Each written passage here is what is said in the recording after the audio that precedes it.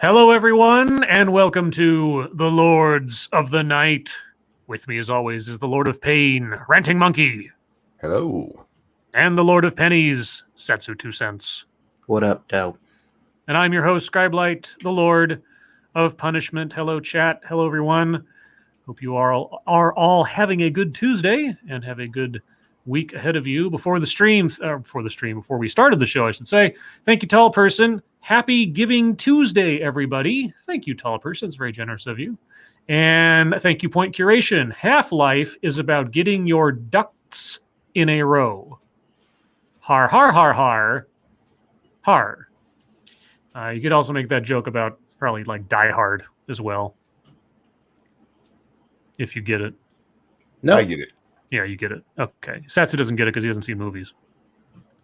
Movies are for losers. Yeah, that's right. Now, me and Monkey, two big losers. Indeed. The biggest losers. So, yeah. And then we lose Satsu because, that's just what happens.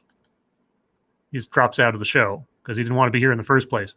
Or he doesn't want to hang out with a couple of losers like us, I guess. I don't know. Maybe he'll come back. Maybe his power went out. I don't know. So I guess we'll see.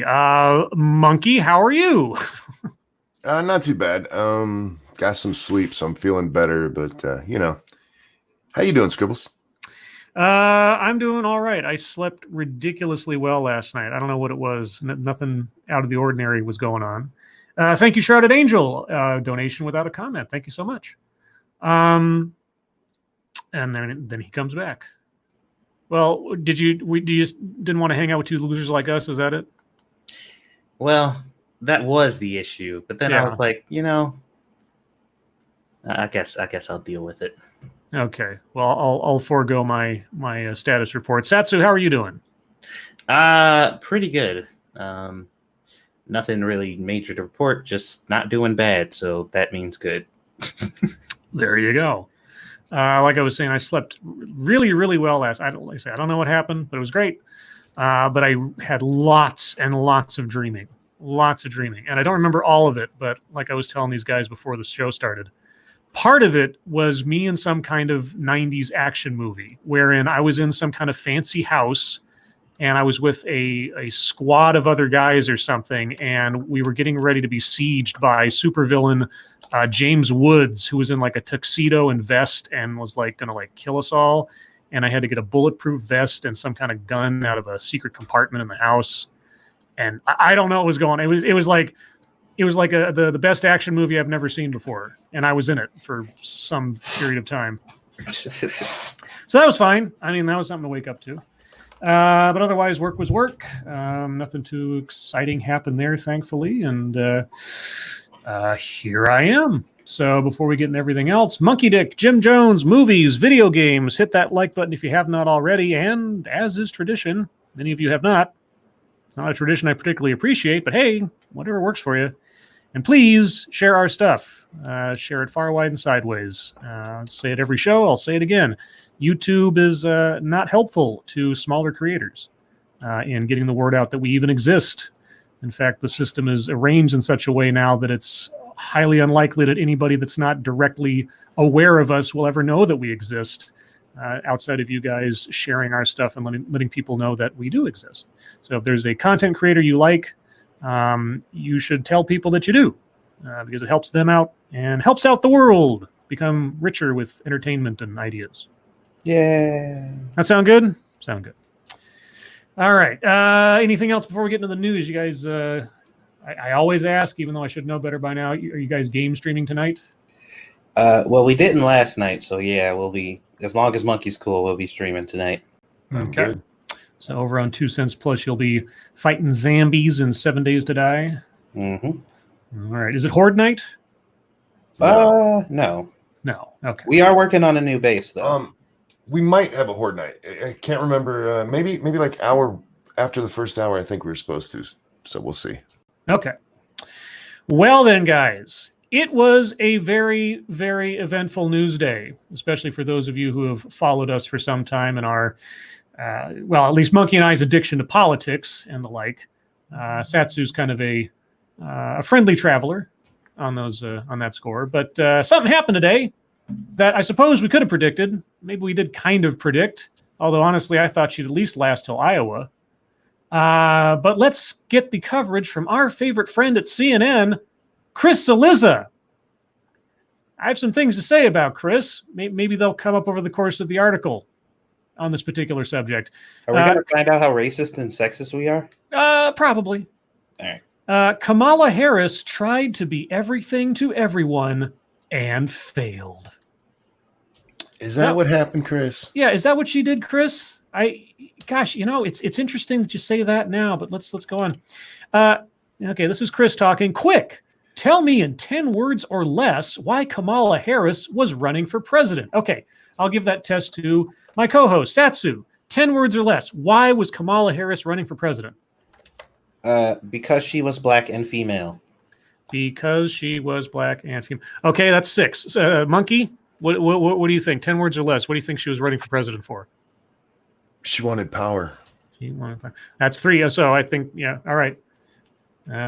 Let's see what Chris Cillizza has to say. Was it A? Oh, wait. You want me to tell you in 10 words or less, and then you give it a multiple choice quiz? Yes. That's not how this works, Chris. Apparently it is. Turn off my heater there. Let's see. A, to be a populist fighter for the people, as her campaign slogan promised. In her heart of hearts, I don't think so, no. B, to be a more electable version of the liberal policies espoused by the likes of Bernie Sanders and Elizabeth Warren? No. Oh, we have a Sinatra raid. It's a Sinatra raid. Hey, sinners, how you guys doing? Sinners everywhere. Thank you so much for showing up. C. Snades. C, to be a more liberal version of pragmatic polls like Joe Biden. D, to be a much-needed voice for women in Donald Trump's America. Yeah, because there are no women who speak up in Donald Trump's America, obviously. Nope. And E, E, to be a history maker as the first woman of color to be a major party presidential nominee. Ding, ding, ding, ding, ding, ding, ding, amongst other things. At different points throughout her campaign, which ended Tuesday afternoon in an email sent to supporters, Harris tried to be all of those things and more. And that attempt to be everything everyone wanted in a presidential candidate ultimately contained the seeds of her slow but steady fall from relevance in the presidential race over the past year. The past year, Chris? Hey, Chris, do you remember when you and Harry Enton put her at the top of your likely to wins? You remember that, Chris? Mm-hmm. Yeah, I mean, were these flaws in her plan not visible to you, oh prognosticator of politics, back then? Anyway, and her ultimate decision to end her candidacy before a single voter had cast a ballot. Yeah. Before we jump to the end of her campaign, it's important to remember where Harris started. Where did she start, Chris? When Harris formally entered the presidential race in January, she was seen, by dint of her charisma, her profile, first African-American woman and first Indian-American woman elected to the Senate in California, her resume, former prosecutor and California Attorney General, and her fundraising base in a giant and giantly Democratic state as one of the frontrunners. And her performance in the early days of the race did little to dissuade that sense. Her announcement in her native Oakland drew a massive crowd and received laudatory coverage. Her performance in the first Democratic presidential debate in June amounted to a Star is Born moment, and polling in the wake of that debate showing Harris soaring into a dead heat at the top of the field with former Vice President Joe Biden. But even in those earliest days of the race, you can see, in retrospect, oh, Chris, I'm glad you've given yourself an out here. I really am glad. It makes up for all of your fucking ridiculously incorrect predictions in the past. It really does. In retrospect, the message confusion that eventually crippled the campaign. In announcing her campaign January 21st on Good Morning America, Harris sought to present herself as a history-making candidate along the lines of Martin Luther King Jr., quote, I'm honored to be able to make my announcement on the day that we commemorate King, she said. And as a sort of political warrior for the average Joe, quote, I have the unique experience of having been a leader in local government, state government, and federal government. The American public wants a fighter, and I'm prepared to do that. But her standout performance in the first debate, standout performance in the first debate, Harris won applause, both for her call for the candidates to stop fighting with one another, Harris as a uniter, yeah, and then Tulsi Gabbard showed up, and for hitting Biden as insensitive in his past opposition to school busing, Harris as a historical figure. Yeah, let's pause for a second. Candidates, stop fighting with one another. Biden, you're an insensitive old fart. Yeah, let's try to square that circle real quick. Once Harris came out of that first debate as the star in the field, her tendency to try to be everything to everyone only got worse, typified best by her struggles to articulate exactly what she thought about Medicare for All, the proposal favored by liberals within the party that would get rid of all private health insurance in favor of a government-run system. Okay, I don't really feel like going over the entire history of Kamala Harris. We followed it relatively closely. And there's the news from what I've seen is doing exactly what he did here. You know, she had no message, which is true, but it's because of what I said.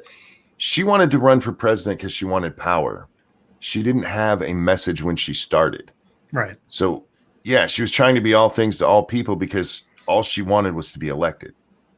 Think what you will of somebody like Bernie or Elizabeth, but at least they have a platform that they're standing behind. She was just like, I need to be elected. Yeah, I'm black and female. This needs to happen. That was her whole base. Yeah, I mean, what they say that her campaign slogan was in here? Give it to me? I don't know. To be a populist fighter for the people, as her campaign slogan promised.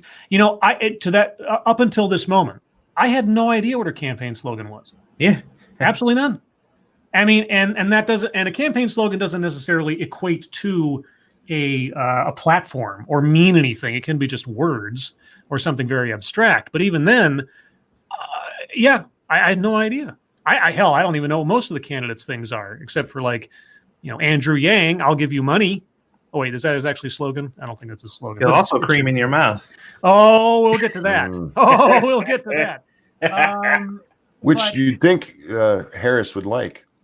But yeah, she had no, just like Hillary, she had no discernible platform or no discernible message or even an idea like make America great again, right? Or hope and change or something. I mean, just something, even if it's broad and soaring and just sort of like, just a big abstract. It feels good just to sort of say it or think about what it could mean. Nothing. And nothing about her campaign did that either. I thought her campaign slogan was beat Trump. Well, yeah. Her biggest problem throughout this whole thing is that that's all she talked about. Him talking about, we need to be nice to each other. That's not all she did. When you go into the third debate, that was the really weird one where I wouldn't be surprised to find out she was actually drunk on stage. Where literally every answer, she's like, no, we're not going to talk about that. We need to just beat Trump. Like, yeah, no, you crazy bitch. You were asked a question. What is your policy position here? Yeah. And so we need to beat Trump. We've been saying since the beginning, if your platform is we need to beat Trump, you're going to lose to Trump. That is not a platform. You have to offer something that is unique, or at least that you can articulate uniquely to the American public. That isn't, I'm not Trump. What is it about you? What are you going to do? What is your key issue? What is something that you stand for? Not, I am not Trump. That doesn't make it, that will not make it. Not only that, we need to beat Trump is not a way for Democratic primary voters to beat you, because everybody voting in the Democratic primary thinks they need to beat Trump. Yeah. You silly bitch. That comes with the package. Yeah. Part of the it's the top line on the package, actually. Yeah, I think all of you running against him on the other party is kind of the sign that yes, our intention and our goal is to beat Trump. Can we get past that now and actually talk about what we individually, or in the worst case, collectively as a party, are intending to do to change things for the better or improve things. And like I've said a million times before, why none of these guys so far, as far as I can tell, except I think the only person that's even kind of gotten close to it has been Tulsi Gabbard, to talk about the issue of foreign relations. Because if there's one thing that I don't think many people can argue with, is that on the world stage, Trump has been an embarrassment in multiple ways, shapes, and forms. There's been some good things, some things I haven't disagreed with, but in the general sense, he's been a cartoon character out there as a representative of the country. If you can't find a way to leverage a better or improved foreign relations or image with the world as part of your campaign platform, and not even mention Trump's name, but just say that that's what you intend to do, I'm surprised nobody's done that yet. And again, I think the only person that's even brought up foreign relations stuff has been Tulsi Gabbard, at least consistently. I could be mistaken. Well, that's because she works for Russia. Yeah. Real quick, there is a birthday in chat, guys. We did see that, and we will get to it when we're done with this topic. Yeah.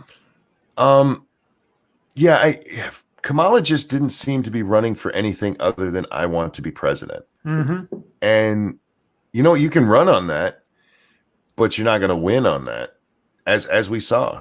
However, all across the media, you know what I heard today? Oh, I can't even begin to guess. Tell me, Monkey. She's a black woman. That's why they wouldn't elect her. Yeah. Let's undermine everything about her. Let's not allow her to take responsibility for her own actions and own choices. Even though this comes 48 hours after we read that letter from that ex-staffer from her campaign that said it was the worst experience for staffers they'd ever been involved in any campaign. Let's give the whole it's Hillary 2.0 again. Even in failing, even in conceding, she's Hillary 2.0 because it's not my fault. Well, no, let me take it back. As far as I know, she hasn't issued a statement yet abrogating her responsibility to racists and sexists, etc. People have been doing that in her stead. Well, she did it before. She did it before in talking about the decline of her campaign. But in her getting out, so far as I know, she hasn't made that accusation yet for her dropping out. Other people have in her stead, of course. But that is the narrative that has become, so prevalent. But even then, even if she doesn't do it herself, anybody doing it is taking all of her own responsibility away and looking at, she was flawed from the beginning because of her gender and her race, which is about as racist a fucking notion as you can get. Mm-hmm. And it boggles my mind that you guys want to take a woman that you want to say was, let's say, perfectly suitable for the office and was set to become a historic, yada, yada, yada. But then you want to say, she's only about her race and gender. There was nothing else there. She's an empty shell. And that's it. Is that really, that really doesn't help your argument. It's just, anyway. Well, not only that, you guys realize you're not talking about Republicans right now, right? Mm-hmm. We're not talking about the country as a whole. You are talking about Democrats being racist and sexist. Yep. Oops. Did you mean to say that? Because I don't think you meant to say that. No. Called it. All right. Well, and there's right. I think anything else is going to be iterations of the same. So whose birthday is it, Monkey?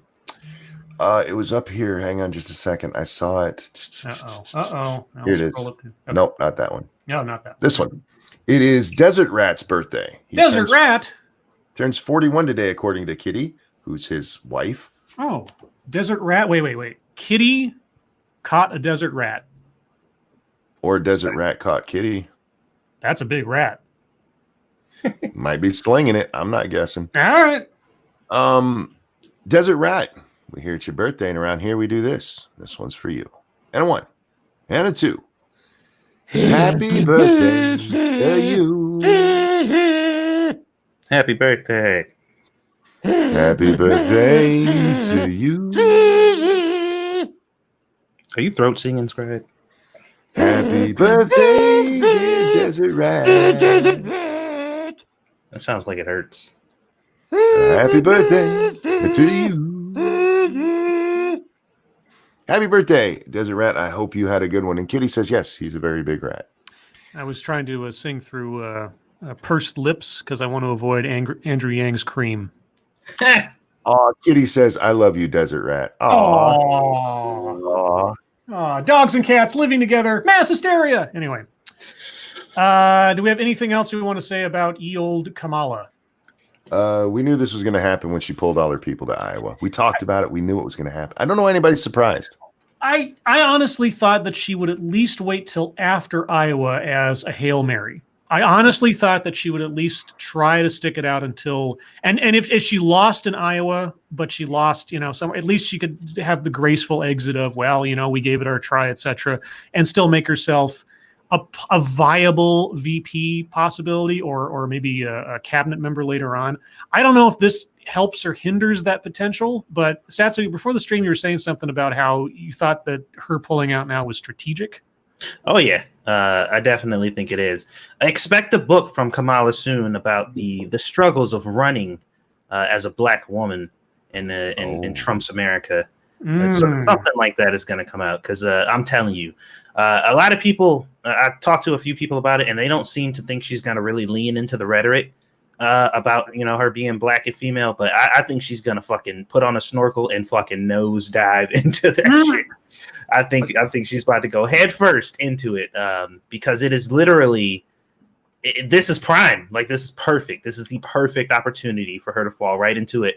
And the tweet that I was telling you guys that I saw was somebody saying, like, I don't care what your political affiliation is, seeing our Democratic candidates go from one of the most diverse we've ever seen to just a group of white people essentially is catastrophic was the word that they used. Yes.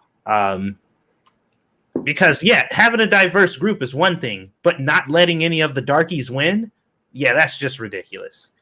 And they said it really highlights the sexism and racism and yada, yada. I'm just like, so it was diverse, but that wasn't enough. Somebody had to win, or it just, they can't be bad.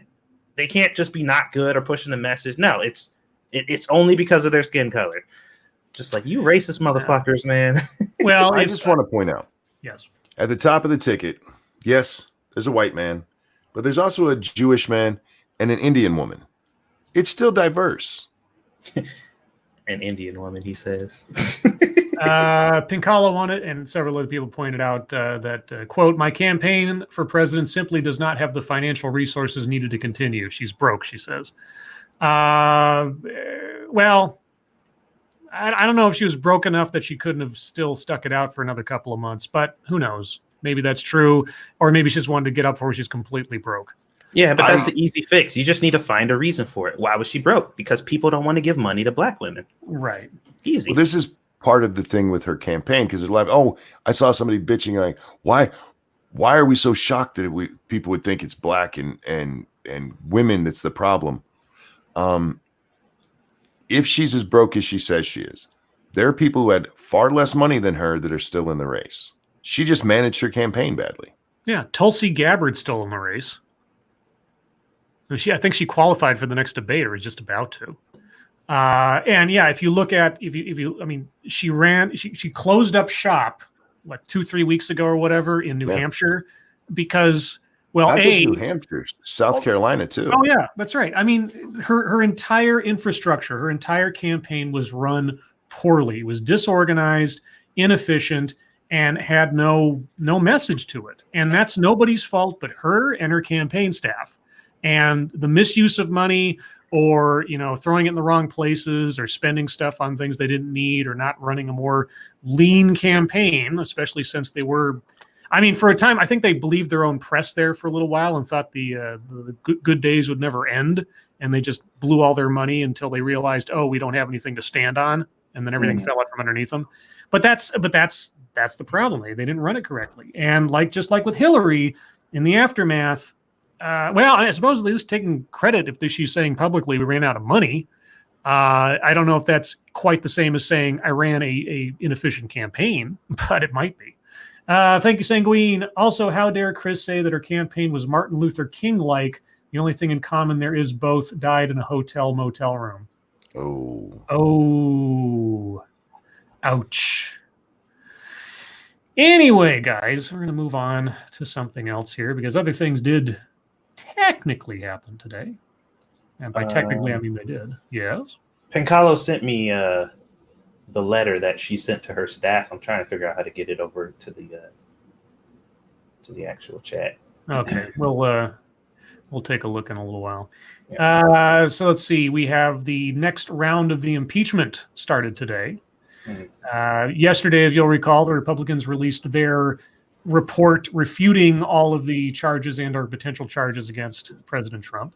Today was the Democrats' turn. House Democrats vote to send impeachment report to Judiciary Committee.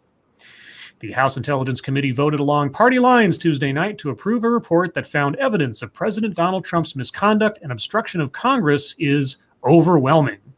The report, released earlier Tuesday, will form the backbone of the impeachment proceedings against the president and charges that Trump's conduct towards Ukraine compromised national security, with no period at the end of the sentence. CNN editorial staff, take note.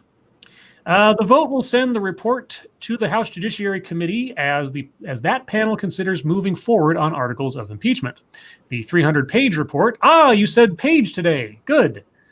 Report from the House Intelligence Committee sets the stage for the impeachment of a U.S. president for just the third time in history. The report stopped short of outright recommending impeachment, with House Intelligence Chairman Adam Schiff and the other committee chairs leading the inquiry said that. Wait, what? Let me try that again. The report stopped short of outright recommending impeachment, with House Intelligence Chairman Adam Schiff and the other committee chairs leading the inquiry said that. Okay, that's awkward. Was a decision Congress ultimately has to make. But the report makes clear that's where Democrats are heading. I think the last 3 years have made clear that's where Democrats were heading. I don't think this report does that. I think this is just the inevitable result of 3 years of hunting for Trump's head. Let's be honest here. Quote, I'm going to reserve any kind of a public judgment on that until I have a chance to consult with my colleagues with our leadership, Schiff, a California Democrat, said when asked if there was evidence for impeachment. I'm going to read that again. This is coming from Adam Schiff. I'm going to reserve any kind of a public judgment on that until I have a chance to consult with my colleagues with our leadership.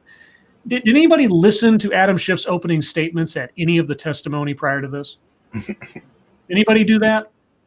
I think Adam, you've made some public judgments already. What the hell are you talking about? Quote, as you can tell, I am gravely concerned that if we merely accept this, if we merely accept this, that we invite, what? Okay, accept this, that we invite not only further corruption of our elections by this president, but we also invite it of the next president. What? I think he's talking about setting a precedent that if he truly believed that Trump was trying to use Ukraine to put a spike in the upcoming election without doing some kind of punishment, then it encourages someone in the future from doing the same thing without fear of consequence. Okay. That's what I took from that. The report release kicks off what's poised to be a frenzied month in the House, with Democrats on track to potentially vote on impeaching Trump by Christmas. Well, they sure as hell better, because if they don't, the impeachment process is going to be going into the primaries. And the last thing the Democrats want is to have the impeachment proceedings overtaking Iowa and New Hampshire, etc. Is it, though? Is it the last thing they want? I'm starting to feel like it's not the last thing they want. Well, if we're paying more attention to the divisive notion of what's going on with Trump, and if members of the Senate, some of whom are running for president, have to go off of their campaign trails to come back to Washington, D.C. to be part of the trial in the Senate, that's going to disrupt the entire Democratic plan. So, yeah, they don't want this to go any further than, at worst, January. Otherwise, a whole bunch of stuff gets disrupted. Now, it will give certain members of the Senate who are running for president the opportunity to grandstand on a public stage for their campaigns.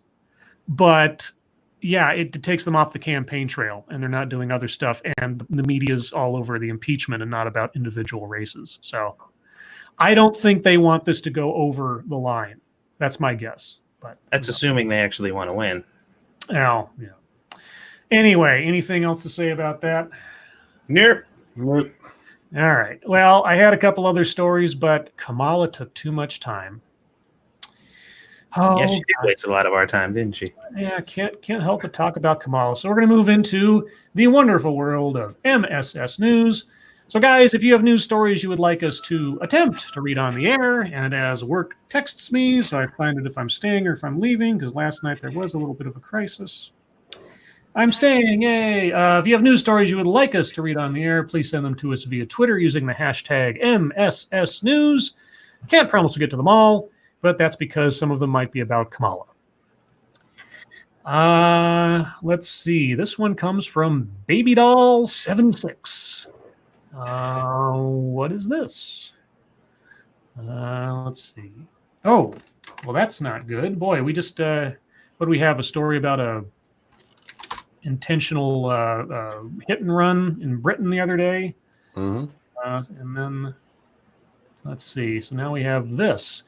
Police chief, Oshkosh West student stabbed officer and officer shot him. A 16-year-old Oshkosh West High School student stabbed a school resource officer before the officer opened fire on the teen Tuesday morning, according to Oshkosh Police Chief Dean Smith. A confrontation between the student and officer happened shortly after 9 a.m. in the school resource officer's office. At 9:12 a.m., Winnebago County dispatchers received a call from the school resource officer requesting help and an ambulance. 2 minutes later, the first responding officer arrived at the school at 375 North Eagle Street. Quote, it was determined that there was an altercation at the SRO's office between the officer and a 16-year-old student. Initial reports saw that the student produced a weapon and stabbed the officer, at which time the officer fired on the student, striking the student one time. The student and the officer were taken to a local hospital for treatment. Chief Dean Smith does not believe their injuries are life-threatening. Okay, well, that's good. No other students were hurt, according to the police. Smith says investigators believe only one student was involved. Chief Smith says that the student used an edged weapon, but stopped short of saying it was a knife. Huh. Okay, so was it a letter opener? It was a box cutter.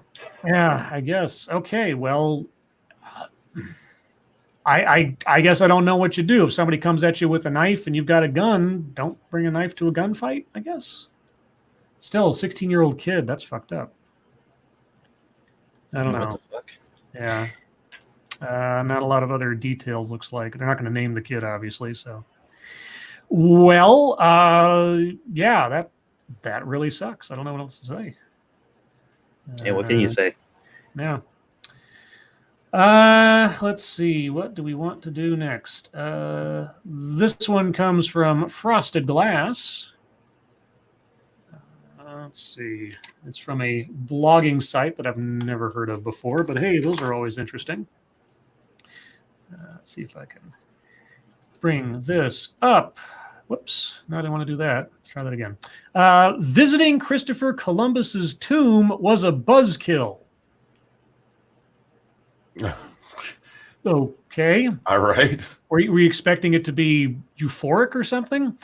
I loved traveling to Spain, but the veneration of a colonizer gave me a wake-up call about my identity. Oh, fuck off. You know, you chose to visit this site, or did you forget that part? Columbus Day weekend happened to fall during my 3-week trip to Seville. It just happened to fall? You didn't plan it at all? Okay. Well, that was very poetic of you, Satsu. Uh-huh. Also, you got a 3-week trip to Seville. I wish I could take 3 weeks off of whatever I was doing. Spain is a country that has become a yearly stop for me. Wow, I don't know where you live, but I guess you just have a lot of free time and travel miles to go. Despite there being many places in the world to explore, the country's rich culture, expansive cuisine, and new friends have inspired me to return again and again. I've never gone to Spain. Have you ever gone to Spain? No. Nope. No. I've experienced Spain as a married woman, a solo traveler, a former vegetarian, and a writer. Okay, but this time was different. My boyfriend came with me for the first week of the trip, and since it was his first visit to Seville, he wanted to see some of the popular tourist sites. We wandered the gardens with Moorish influences at the Real Alcazar and experienced a sunset at Plaza de España. We then proceeded to the Cathedral of Seville, the third largest cathedral in Europe. The ceilings were high and the altars impressive. It's also home to Christopher Columbus's tomb. Well, one of his tombs. Being at the home of this shrine to Columbus on a holiday named after him didn't sit well with me. Is Columbus Day a holiday in Spain? I haven't been there. Yeah, I don't know. Maybe somebody in the chat knows. Is Columbus Day an actual holiday in Spain as well? Or is it just an American holiday that she was quoting in Spain? Let's see. But being at the home didn't sit well with me. As an American of Dominican descent, okay, I thought about my birth mother, Abula, and relatives who have experienced the effects of Columbus's landing generations after he arrived on the island of Hispaniola. Your birth mother had nothing to do with that. Neither did your grandmother. None of it. As I thought of this, the audio guide in my ear dictated Columbus's achievements that resulted from his transatlantic discovery. The more I saw people taking photos of his tomb, the less connected I felt to it and the space as a whole. Why would you feel connected to it at all? Right. You have nothing to do with it. Either by generations of time past or genetically. I don't even understand. And even then, it doesn't matter. You're just there in the location that somebody else built some fucking time ago. Like, I don't understand these people. What is wrong with them? Instead, my mind became numb. For the first time, I felt a wall between me and Spain. Oh, go fuck yourself. Wow. Damn, gosh. Oh no. There's a wall between me and Spain because Christopher Columbus is a thing that happened, and here's a tomb that I decided to go to. And after all these years of visiting Spain, now I've gone to this one place. It's just not the same anymore. That person knows that Spain has a prison system, right? And people have murdered, killed, and raped and done all kinds of shit in Spain before you got there. Like, there are also shrines and tombs to all kinds of other people there that you probably don't even know about, who could have possibly also done horrible things. Just or why don't you go visit the tomb of someone you like? Would that sort of balance it out? Maybe. Oh my God! I visited Spain all the time. So you're American of Dominican descent. So every year you have the time and the money to go to Spain for weeks at a time. Your yearly trips to Spain. I've barely left this country in my whole life, and aside from summer vacation when I was in grade school, I don't think I've had 3 weeks off of anything in my adult life. Oh, boo-hoo. Can you imagine a person like that telling you to check your privilege? Oh, thank you, Sinatra says. Tell Satsu to check his Steam. Oh, Satsu, check your Steam.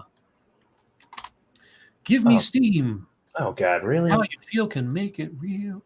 Anyway, enough Peter Gabriel for now. Let's move on to one from senior staff reporter and chief Florida correspondent, Colleen Bernier. Sinatra bought me a game called Hentai Nazi. I saw that was over there. Like, what the hell is that? I remember, I think Mr. Anti-Bully posted a picture of that, and it was nominated for like Game of the Year or something. Nice. Fucking Hentai Nazi. What the fuck is this? Well, I can only guess. Thank you, Sanguine. So Trump needs to pop up Christopher Columbus tombs on the border wall, and boom, mind wall reinforcing the actual wall. Yes, not only will mind bullets be created, but a mind wall. Oh, Chat Mort's in the chat. Hi, Chat. Or Chatmort. I just want to underline her presence just to embarrass her. And speaking of which, something I'm surprised I haven't done before here. I can't do that from here? Oh, wait, I can. Let's see. There we go. That'll help. Okay. Colleen Bernier sends us this one. Bad hygiene? Man caught on camera stealing shampoo facial cleansers from Miami home. All right. Okay. Well, if that's all he stole, it's not that bad. I mean, he's poor, so he must have needed it, right? That's the lesson we learned. That's the lesson we are to understand, that if you All need it and you're poor, you should be allowed to steal it. Miami, 'tis the season for porch pirates. Police are trying to identify a man who was caught on a Ring security camera stealing a package that was delivered outside a Miami home. Did he know what was inside it, or did he just steal the package? Because if he didn't know what was inside it, the whole fact that it was shampoo and stuff is just happenstance. Ring video shows the man walk into the resident's front yard and walk away with the package under his left arm. The package had been delivered earlier that day. The package contained about $30 worth of shampoo and facial cleansers. Anyone who recognizes the man, like, okay, well, there's the man. I'm glad it wasn't something more important, but yeah, still theft. Anyway, there you go. Moving on. This one comes from Fairly Becca. Let me pull this up and put that there, and then click on this button, and then do the thing, which I have to do every time now. What the hell now? Okay. Watch. Child asks Elizabeth Warren if she'll end global warming. Her answer is both arrogant and a child's worst nightmare. Uh-oh. Child's worst nightmare. Miss Warren, will you end global warming? Yes, but Your parents are going to die in a fire. No. Yes, but I'm going to take all of your ice cream. On Monday night, speaking at a rally at the University of Iowa, Senator Elizabeth Warren was asked by a child during the Q&A if she would end global warming if she were elected president. Without a shred of humility, Warren answered, yes. And real quick, thank you, P-Dog Knight, Lawyer Dog, just popping in before I go to bed. Got to work really early. Bye, Felicia, or Kamala. Hashtag primary is so white. Hashtag primary so white. Oh man, is that actually already a hashtag? If it's Probably. Is it? Definitely is. Okay, I thought, I guess after Oscar's so white. Well, thank you, Lawyer Dog. Appreciate it. By the way, guys, if you do not know about P-Dog Knight's morning show, Morning Night Live, go check out his channel and subscribe and all that good stuff. He does good stuff over there too. He's sort of like us in the morning, although I guess that's kind of like Monkey in the morning. You've been on P-Dog's show, haven't you? I have. Yeah. I can't because I work in the morning, but go check out P-Dog. By the way, P-Dog, I don't know if you remember this. I think I might have mentioned this to you in the past. You are the one person from my ad era where you still hadn't settled on what I would do for you for an ad donation. So on the off chance you ever need me to do a voiceover or something else, or write an ad, just let me know, because that's still out there. I don't forget the people that I owe those things to, and you're the last one. Anyway, on Monday night, Warren answered yes. Warren's arrogance could easily remind someone of another candidate who once promised that his presidency would change the climate of the planet Earth. I don't care about that. Why don't you tell us about what Warren said? I don't care about comparing her to Obama. She's her own person, conceivably. Warren continued by feeding the child's worst nightmare. Quote, Eleanor, that is a big commitment because we're in real trouble. You know this, right? That climate change threatens every living thing on this planet. And for me, the scariest thing that happens now is that every time scientists go back and recalculate the data, put in more information, it's worse than we thought. The problem's bigger, it's moving faster, and we have less time to respond. Warren's promises have gotten more and more outlandish as she sees her prior brief position at the head of the Democratic presidential field wither away and die on the vine as she desperately tries to raise her fading hopes. All right, well, now we're getting into partisanship anyway. So, but that answer is like, do we expect anything different at this point? I'd like to remind you that Democrats don't deal in fear-mongering. They don't, man. They don't know nothing about that. It's a new concept that they're trying. They don't know anything about that. Yeah, but that's not fear mongering. She's just telling the truth. Yeah, of course. Like she's talking to a child about the end of the world in a hot, fiery inferno. That's all. It's not fear mongering. It's just the truth. That's right. I mean, I don't know what you guys are talking about. Me neither. Politicians telling the truth. That's just how the system works. Let's see. Okay, this one comes from Shrouded Angel. Let me get this here. This looks like it'll be entertaining. I could be wrong. I mean, unlike Chris Saliza, I will admit the possibility that I could be wrong. Savvy road workers make oven-baked chicken and pies using hot tarmac. All right. Well, that sounds like a British thing to do. This is taking place in Britain, isn't it? Wait, no, thanks. Go away. Two quick-witted road workers have found a solution to enjoy a budget hot meal without spending a fortune.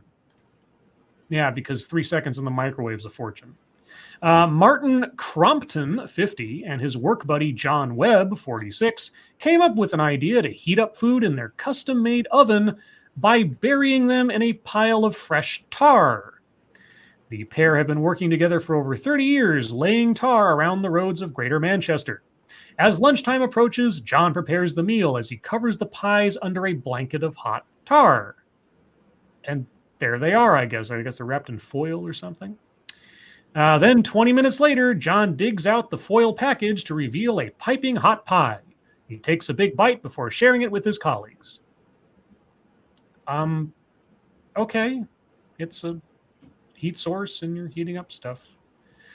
John even shared his tips and said, quote, pies and soup take 15 minutes, eggs take 18 minutes, and bacon and sausage take 20 minutes. Couldn't there be some contaminants from that? I mean, the fumes in themselves, like seeping through the cracks of the foil and other stuff. I wouldn't want to bake my food in tar. Well, I watched a dude cook a steak on lava, so whatever. There's a lot of funky chemicals and carcinogens in tar besides it just being a heat source. So yeah, like Monkey said, I wouldn't want to do that. All right, Buzz Killington. Yes, that's what I am, I guess. So. Well, I mean, I'm not a Tomb to Columbus kind of buzzkill, but I'll take what I can get. Let's see, who's next? We did that one. Is this real? Okay, thank you, Frosted Glass. So were the chickens tarred and feathered. Oh! Very good. No. Thank you, Frosted Glass. Not very good. All right. So unfortunately, well, not unfortunately that this comes from Harvos Marvos, but unfortunately Harvos Marvos came across this because apparently this is a thing that happened. I suppose we'll see. Josh Brolin's burned butthole is why you don't try weird things you read on the internet. Oh, dear Lord. Quote, my pucker hole is crazy burned, unquote. Is this real? Hole. Over the weekend, Josh Brolin uploaded an Instagram caption that will live on in infamy. It began, quote, tried this perineum sunning that I've been hearing about. If you're confused about the words you just read, let me try to explain. Well, we here at the Lords of the Night already know what it is, so we're going to skip down to the part that, let's see. Well, I'm guessing that Josh Brolin had some extra free time this past holiday weekend because he definitely did just that. He tried it out and he let us know about his experience. It did not go well. And on the off chance that I'm going to get in trouble for showing this, I'm just going to end it there. You guys know what happened. You know what it's about. Yeah, I don't want to tempt fate there. So, Josh Brolin, if you actually did that, I guess now that you've done a Deadpool movie, you can get away with like ridiculously silly things like that. But I'm sorry, you're stupid. I mean, what did you expect to have happen? You expected to have his asshole charged. I guess so. He should have just wrapped it in tar. Let's see. This one comes from New Fate 26. Oh, this is one of those things that have like gigantic pictures and like tiny, tiny little text. You know, because it makes it seem like there's more there than there actually is, I guess. All right. Married female teacher, 30, slept with 5 pupils at elite South African private school. Well, and as always, you know, it's like, wow, what a good-looking lady. And she's a pedophile. Keyword slept with. Oh, right. Slept with. Fiona Viata, if I'm saying that correctly, 30, quit teaching job. How about quit her teaching job at Bishop's Diocesan College in October before 18-year-old pupil. How about an 18-year-old pupil claimed he had been in sexual relationship with her? You guys just, I don't even know. And now the text is all mumbled together.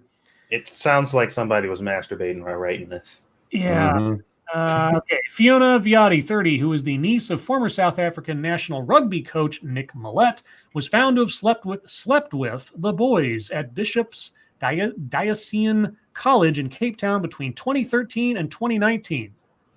She's doing this for 6 years.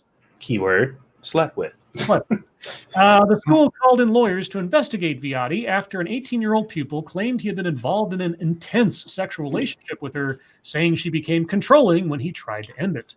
Oh, wait, he was 18. Never mind. Well, he's 18 now. I don't know when it started. Viati, who also coached the water polo team, resigned suddenly in October, just days before the allegations were made public. Surprise, surprise. There's her and her husband. I guess that's her coaching the swim team. Investigators hired by the school found that she had been bedding pupils for at least 6 years, targeting boys who were over the age of consent. Okay. So she might not have been breaking the law. Well, it depends if they have laws like we do, because there's still laws where even if they're over the age of consent, if they're right, power dynamic, yeah, right. My question: this is South Africa. Did she eat the poo poo? Oh no, monkey! What? Oh no! What I did? Look at her at her wedding. Oh yeah, you know she's gonna be banging. That's the dirty whore right there. Yeah. Yeah. So well, she wasn't committing a crime in the outside world by sleeping with them individually, but as a person in a position of power over someone else, taking advantage of that relationship for sexual gratification, depending on the laws in South Africa, that could be a crime. I don't know, because I don't know South African law. And of course, it varies state to state here as well. So maybe there's a lawyer dog in the chat who knows that better than I do. Either way, she's a dirty hoe. That's true. Yeah. And her husband should drop her like a bad habit. Probably won't, because she probably picked him because he's as manipulative, malleable, and easily manipulated as her victims. Which one of these do I want to do? No, that's sad. I don't want to do that one. Let's see. Okay, we'll do this one, and then we'll call it done for the night on MSS News. This one comes from John, simply John. Let's see. Not the same as Simply Red, but simply John. Border Patrol threw away migrants' belongings. A janitor saved and photographed them. Oh. I see a lot of toiletries and condoms, I think. From a distance, you look like my friend, even though we are at war. Oh, sorry. Can't help myself. It's ingrained into my head when I was a kid in the 90s. From a distance, it's hard to make out the details of a bright yellow photograph that seems like a piece of pop art. But up close, the carefully arranged assortment of objects, colorful pills, wrappers, and ointments for treating ailments like heartburn, diarrhea, and headaches come into full view. There's even insulin among the ordered chaos. These items were all seized from migrants and asylum seekers trekking through the desert in an attempt to cross the U.S.-Mexico border. Deemed potentially lethal or non-essential by border officials, the medications were thrown away, along with other personal belongings, during the first stages of processing at a U.S. Customs and Border Protection facility in southern Arizona. Why are they all the same brand? I mean, I guess they all could have come from one group of people who all had the same set of supplies, I guess. But they're all exactly the same brand, every single bit. They're all just duplicates of the same thing.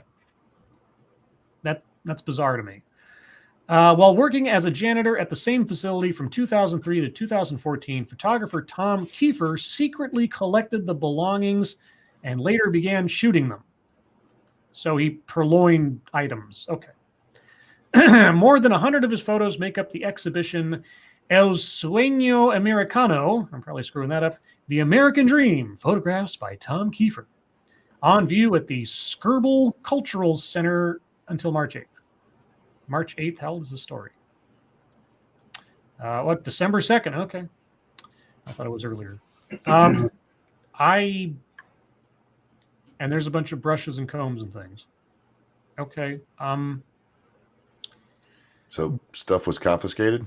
Stuff that was confiscated. No, that's more interesting. The individual water bottle wrappings and things, where they're all the exact same jug with different wrappings on them. Mm.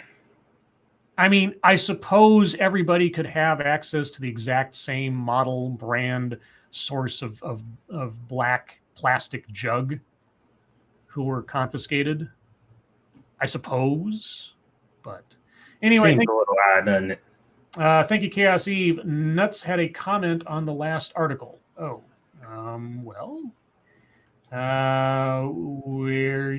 you're going to have to get more specific.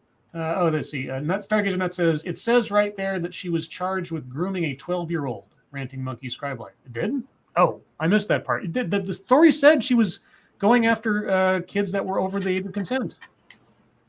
Okay, well, I'm sorry I didn't get that far in the story. I apologize. Yeah, Scribe. Well, Jesus, I don't know. I read the thing, and it said that all of her victims were above the age of consent. So I didn't look any deeper than that into the dirty horror. Hey, guys, the headlines are getting spicier. Quote, Kamala is a cop was a racist narrative that killed Harris's campaign. What? I don't even know. She wasn't, well, first off, she wasn't a cop. Of course.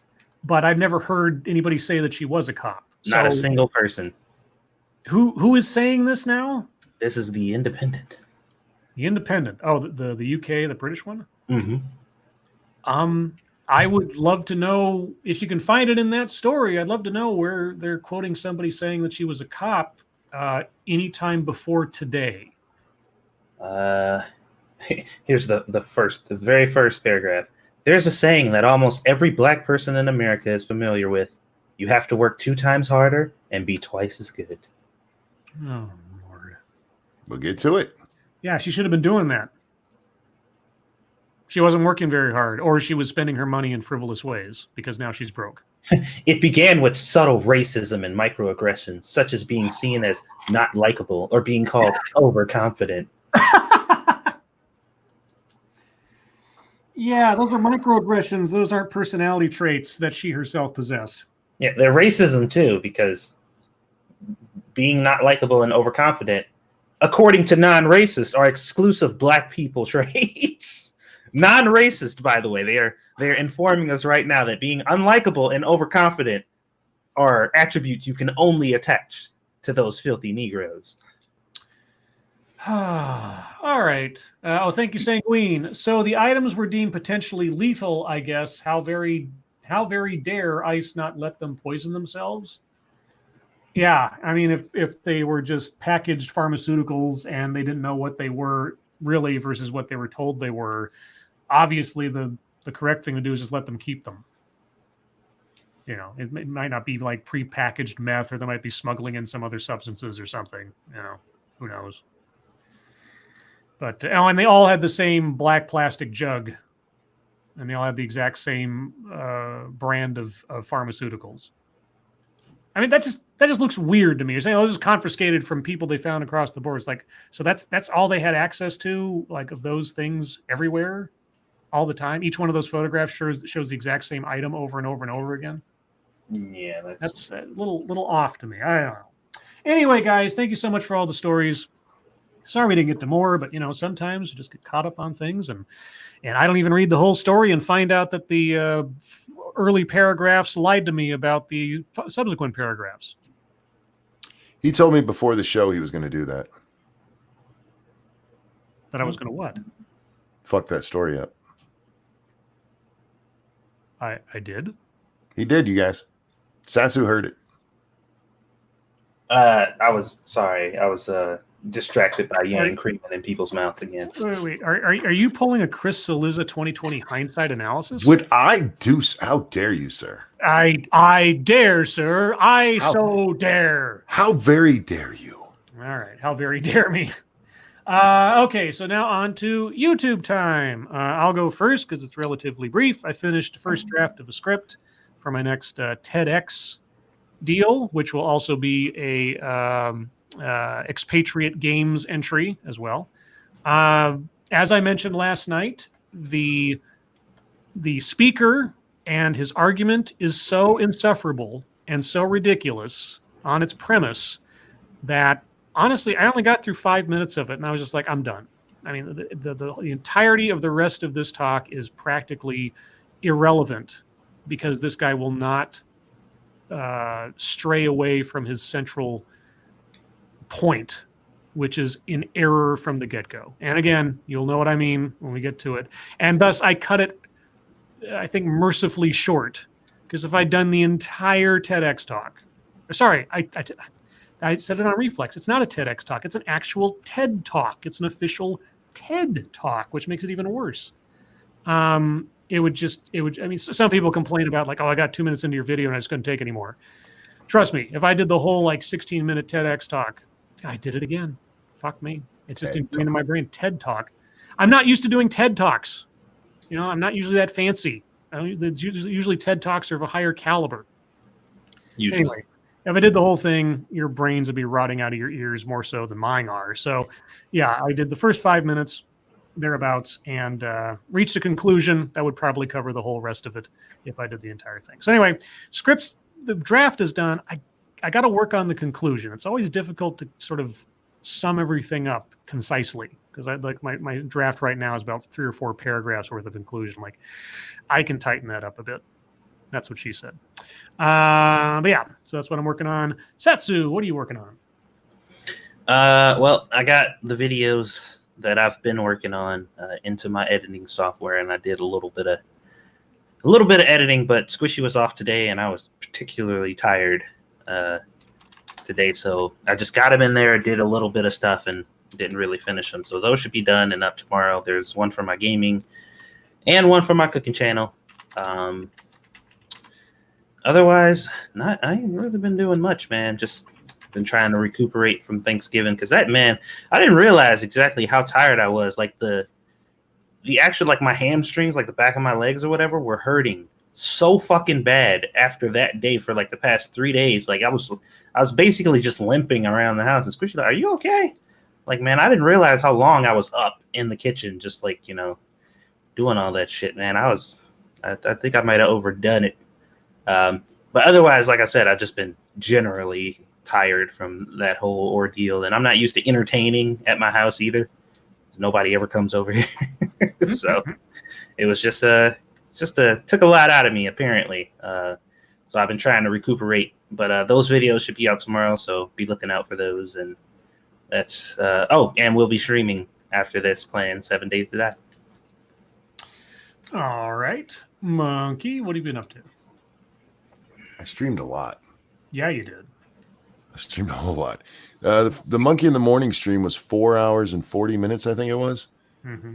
And then I did an after party, which went another 2 hours and some minutes.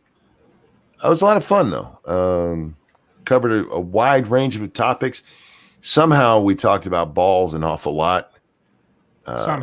Somehow. We're not quite sure how it kept happening. You know what else we did? Being that it is Giving Tuesday, Giving Tuesday is kind of this idea that, you spend all this money on Cyber Monday and Black Friday. This is where you're supposed to absolve yourself of your capitalistic, consumeristic sins going out there and giving. So for donations on the show, we were absolving people of their sins. Oh, okay. So we provided a very valuable public service today. Did you make contact with Mark Ruffalo about his? I tried. He won't talk. He's not returning my calls. God dang it. For a guy that just hates capitalism so much and just, wants to I know, I could have helped him. Yeah, I mean, he wants to cleanse himself of his sin, obviously. I mean, he wouldn't want to be a hypocrite or anything. So, he should really just be giving away all of his wealth and start living out of a cardboard box. Yeah, he just didn't return my calls. But there were a lot of people who were very generous and got their sins absolved. And thank you all for that. But yeah, that's all I did. A lot of me talking, me and Jack. Ed joined us for a while. He was a little bit drunk. Me and him got into a great argument. It was fun. Wait, what time did you do that? Oh, that part was about 3.5 hours into the first stream. Ed was drunk that early in the morning? Uh-oh. That late at night, I think. That late at night? I don't know what time you did it. So actual time frame, like maybe 3 o'clock in the morning. That still doesn't sound too great. Not on a weekday, but then I don't know what it's up to. So anyway, all right. Let's see. Peter Silak 8313 says worst Hulk ever. Yeah, nobody's going to beat Bill Bixby and Lou Ferrigno. I'm sorry. It just some classics can't be beaten, especially when they're not CGI. That just makes it all the better. And the Hulk's not a woman, so it's hard to beat. Oh, wow. Wow. The blatant disrespect to male domestic violence victims. Oh, Jesus. How do we get it? How do we get rid of domestic violence? You punch it. You punch it. You beat it into submission. Thank you, Uncle Joe. And you tell it you asked for this. All right. Well, with that, guys, we'll move on to internet fucketry. I will go first because I have a thing that I will show all of you. I can't show you the video because I don't know how to do that. Uh-oh, what just happened? I think Scribe malfunctioned. Oh. Are we going to see some Fs in the chat? I don't know what happened, guys. Can you still hear us? Did the stream die or just... I don't see any Fs in the chat, so maybe we're still good. Scribe went boom. Oh, there's an F. Scribe booted himself. No, he's still here. Yeah. According to our screens. You know what might have happened? You know what sucks? There's 2 Scribes now. Hi. Can you hear me? We hear you now. Yeah, when Chrome crashes on you in the middle of something. Yep, that's what I was just about to say. I said it might have been Chrome crash. Yeah. So let me remove myself from here. Let's try that again because I was trying to share screen. Let me see if if this crashes it again, I'm going to be unhappy. Real quick, Scribbles. Uh-oh. There we go. What? With this program, and I've only had it happen a couple of times. It used to happen with Hangouts too. Yeah. Every now and then, Chrome will do that to you. Yeah, no, I've experienced it at least twice so far, either right before a stream or in the middle. Yeah, it's a pain in the ass.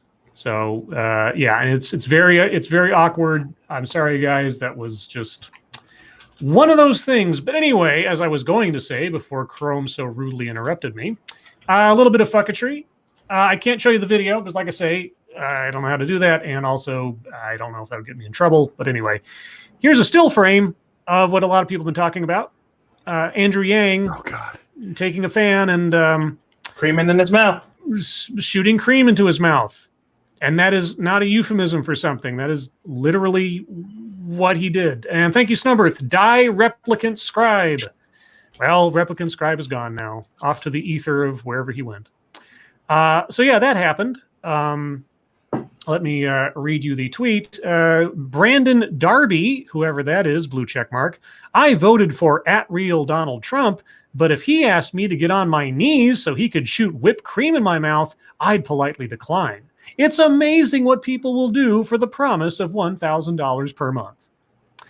And I said, that is some really odd bukkake right there. So, and that still frame right there, the look on Andrew Yang's face, Guy in front of him just kneeling with a mouth wide open. If that doesn't become a meme somehow for horrible things, I don't know what does deserve to be. Aside from that, did I have any other fucketry? Let's see. I talked about that. YouTube tweeted out a thing today. It was a little meme picture. It showed a freeway off ramp, and the sign above it shows the arrow going straight ahead and then the arrow curving off to the side. And on the arrow straight ahead, it says 2018 rewind. And on the other side, it says something different for real. And then there's a car in the lower part of the photograph taking a immediate turn towards the something different for real. And my question was, so is this an admission that last year's was Lamesors? Mine to that was, I'm not going to be on there. Monkey on Rewind, hashtag Monkey on Rewind, you guys, over on the Twitter. Yeah. Start a petition. At YouTube. Send Monkey over there. Other than that, the Black Widow trailer dropped today, which was, I guess, a surprise. So this film takes place between Civil War and the Infinity War movies. So it's something that goes on after she's on the run and has sort of defected from S.H.I.E.L.D. After Hydra popped up, for those of you who are Marvel Universe freakazoids. It looked interesting because, there's a lot of things in there that I recognize because I'm a comic book freak. There's also something that was kind of odd to me. There's one shot for like a brief couple of seconds where you see, is it John Hurt's character? Thaddeus, General Thaddeus Ross, or Thunderbolt Ross, and they de-aged him.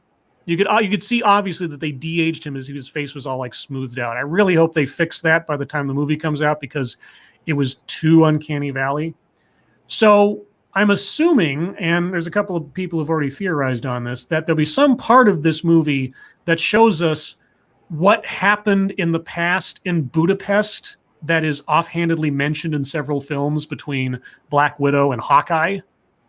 So we'll know the whole origin behind that story. And that General Ross being there is to show that this was happening in the past. So that could be interesting. But it's not the sort of, or at least it doesn't look like the kind of espionage / Jason Bourne type thing I was kind of hoping for, that they actually did sort of like a more down to earth. For as far as Marvel films go, sort of spy action movie. It's got superpowered people in it and stuff like that, so you can't avoid that. But it looks like it's trying to maintain a sort of dark humor tone. So it looks all right to me. Did you guys see the trailer?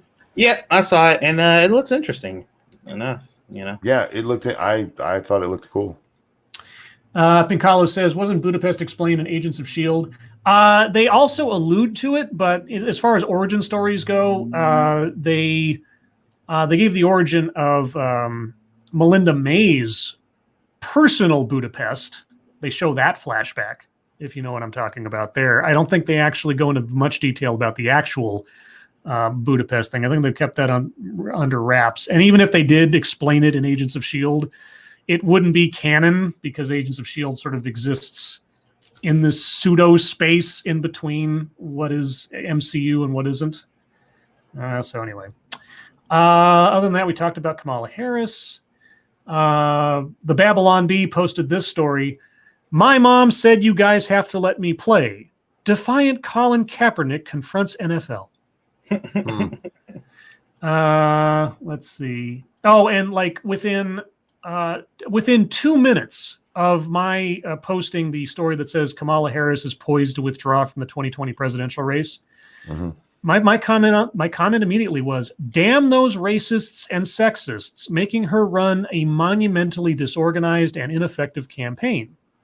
And within, I swear to God, 2 minutes of my posting that, I saw this post from someone named Zerlina Maxwell. Quote, somewhere a man is typing up his why Kamala failed story, and he is not considering race or gender bias. And so if you are that man, please reconsider your position or read a book. And I said, And it begins. So, yeah. Anyway, Alan, there's a weird headline out of the Washington Post. Perspective: How 1940 provides the way forward for the United States in a treacherous world. We need forward-thinking, bipartisan problem solving. And I said, 1940? You mean the year FDR was nominated for a third term and won? 1940, when we were at the brink of a world war, war being what often spurs bipartisanship? Is Trump up for a third term? Are we at the brink of a war? It's an odd news day. Anyway, I think I'm done. Satsu, what do you got? I didn't have that fucketry that you had about Kamala, but just thinking about the implications of that statement and what it actually means. Mm-hmm. Where it's just like some dude out there is writing a paper about Kamala, and he's not considering that she's a Negro woman, and that's probably more the reason why she lost. He's probably actually looking at her merits and what she really talked about like a fucking idiot. Right. he's actually judging her character, not her skin color. God forbid. Yeah. So if you're doing that, you need to check yourself at the door and remember that there's no way a Negro could ever win without that. So just want to make sure you know that. Like, yes, thank you, virtuous person, for steering me in the right direction. I almost wasn't a racist there. Sorry about that. You saved me from being better. Thank you. Fucking stupid ass fucking people. Fucketry. So yes, there was the Andrew Yang creaming in people's mouths. That's just which I'm going to say it like that because there's no other way to word that in my mind. Because it just and what's really funny though is watching his handler like, dude, please, please, could you like not do that? And how happy he seemed to be doing it. He was really excited about that. And those fucking weirdos like falling down to their knees like, yes, cream in my mouth, Andrew. I'm just like, this should be on Pornhub. Somebody should have uploaded this on Pornhub. Man, we have to be living in the Matrix right now. There's no way this is the real world. It can't be, because I never would have thought that would be some shit that I saw. On top of that, in regards to the Kamala thing, I don't know if you guys actually watched the there was a video of I think it was MSNBC, and they were talking about the fact that she dropped out and whatever. Oh, the Al Sharpton one? Yeah. And the chick was basically like, women are held to a much higher standard than men. Biden, women have to be perfect at all times. Everything they have to do has to be flawless. Their stage presence has to be perfect. Everybody loves Biden. He doesn't have any trouble at all. And I'm just like, really? Have you not been paying attention at all? Like, Biden's been perfect this whole time.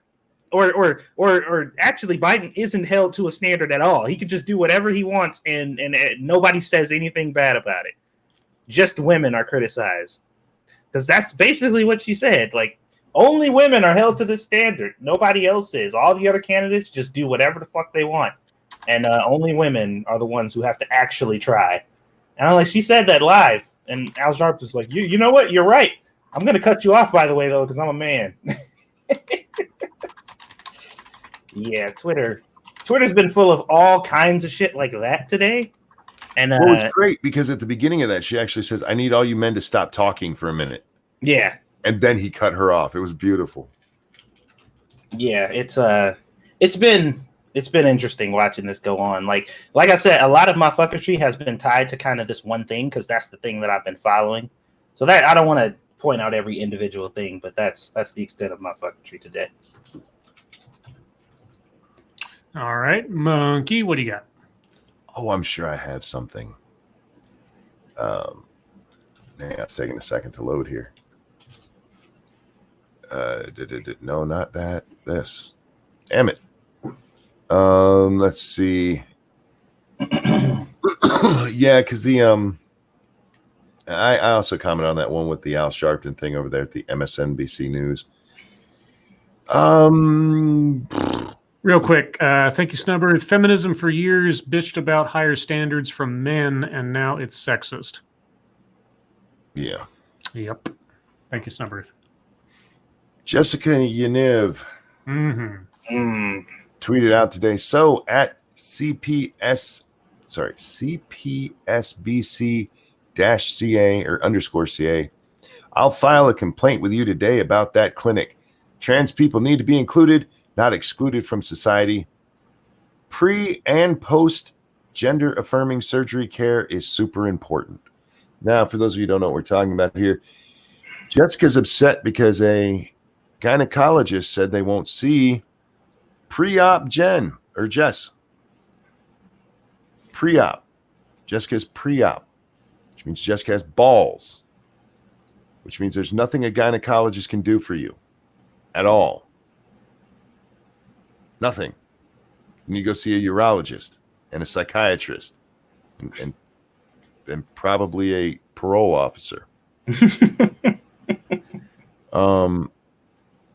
But that's Jessica's out there, trying to find ways to get attention again, which brings me to another point. I've seen the notion out there several times today by several different people, not naming names here, but that Jessica would just go away if people would stop paying attention to Jessica. And we've seen this with other people too. Onision, that's another big one. They do that too. Here's the thing. We didn't invent these people.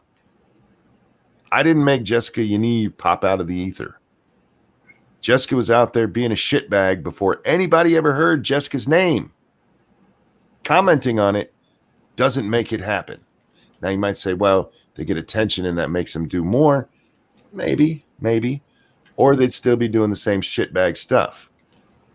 Because remember, Jessica's original thing was trying to get her balls waxed by people who don't do that. Jessica did that before anybody ever commented on her. So the notion that she only exists because we comment on her is fucking wrong. This also comes right after Monkey got accused of being an enabler, or Bear got accused of being an enabler for not talking about it. It's amazing. Yeah. Either you talk about something and you caused it, or you don't talk about something and you're ignoring it. Pick one for me, guys. I'll do whatever the fuck I want anyway, because I don't give a shit what you say. But it might be time to think a little bit. Just think a little bit. There's several about the whole Kamala thing. The Kamala thing was so fun on Twitter today. No matter your candidate, you have to recognize that going from the most diverse field ever in January to a potentially all-white debate stage in December is catastrophic. Bernie's a Jew, honey. But he's a white Jew. And Cory Booker doesn't count, I guess, or Tulsi Gabbard. Well, it's funny you should mention that, Scribe, because right under this tweet, this chick had a tweet to, if you want to help keep that from happening, donate to Cory Booker. Yeah. And there's the one, why do people act like race and gender analysis isn't digging deeper? We literally ignore it like it doesn't exist and go straight to operational blunders. Well, we've had a black president. And this person goes on to say, stare at a picture of the 45 men presidents in a country where I'm part of the majority. So yeah, women are the majority. So saying it's a sex bias doesn't make a whole lot of sense. Saying it's a black bias when we've had a black president doesn't make much sense. Maybe, and I'm just throwing this out there, it's the way she ran her fucking campaign. No, that's impossible. Yes, don't forget, get Monkey into Rewind. Get Monkey on Rewind at YouTube, you guys. I didn't even see this until I watched Phil's video today. I didn't realize people were upset about this. There's this play. It's called what is it called? How do you say it? Peloton, I think is how you say it. Yeah, I saw that all over the place. I never even heard of it before. Well, I saw the commercials. I saw them this weekend, and what it is, it's this high-end exercise equipment, You get the exercise equipment and you get hooked into their network, and they'll give you motivational speakers to keep you going. And in the commercial, this woman is looking longingly at her husband, remembering how he gave her the exercise bike, and she gets on it and she gets really pumped up and she's really really excited. And at the end, she's looking at him lovingly again. And there are people like, she doesn't lose any weight. And how dare he get her something that suggests she might be needing to get better? Y'all ever think with how happy she got, maybe she specifically asked for that? No, that's not the case, Monkey. It's a man trying to impose his unrealistic body standards on his poor, downtrodden wife.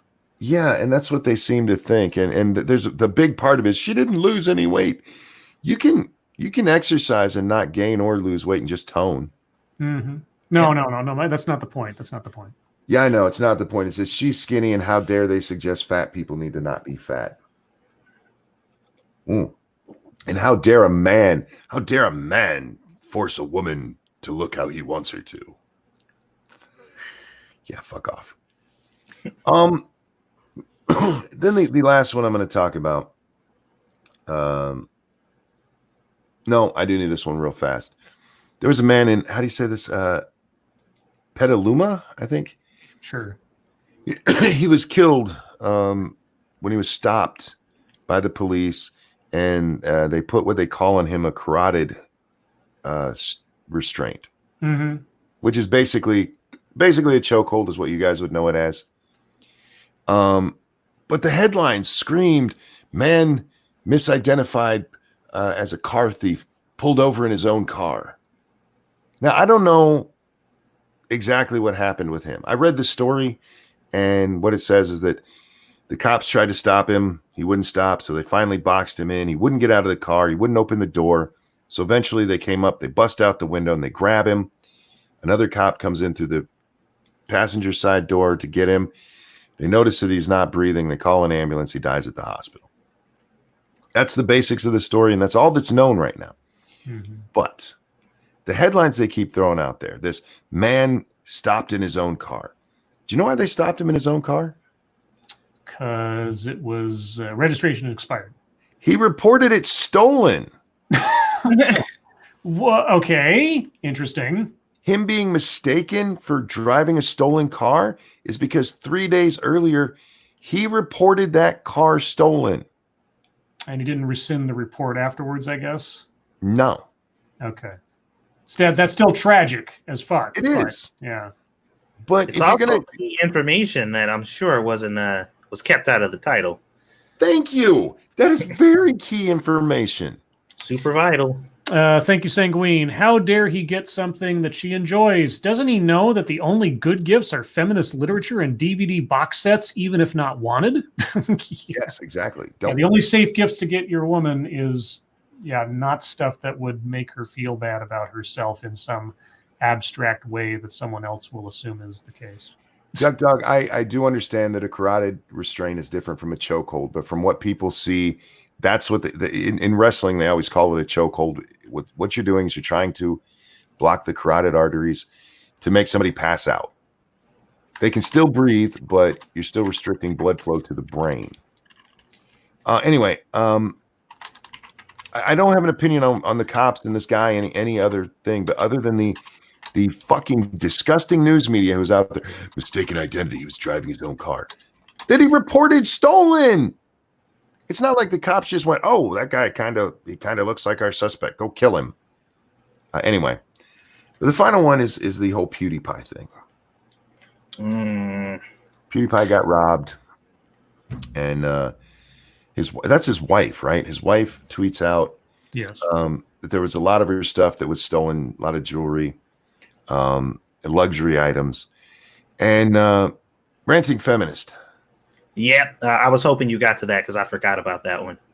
She went on quite a few different tirades about this. I'm just going to read one part of one. Amazing how we collectively choose not to bother to talk about people being robbed who are actually struggling, very hard done by, and really need community support. But when it happens to a multi-millionaire e-celeb, we need to all get together and get distraught. Oh, jeez. I haven't seen anybody distraught other than PewDiePie and his wife over PewDiePie and his wife being robbed. Hashtag not sad. Yeah, exactly. Most people are like, oh, damn, that sucks. We can't sit around and care about every single crime that happens. We just don't know them all. There's thousands of them a day across all across the world.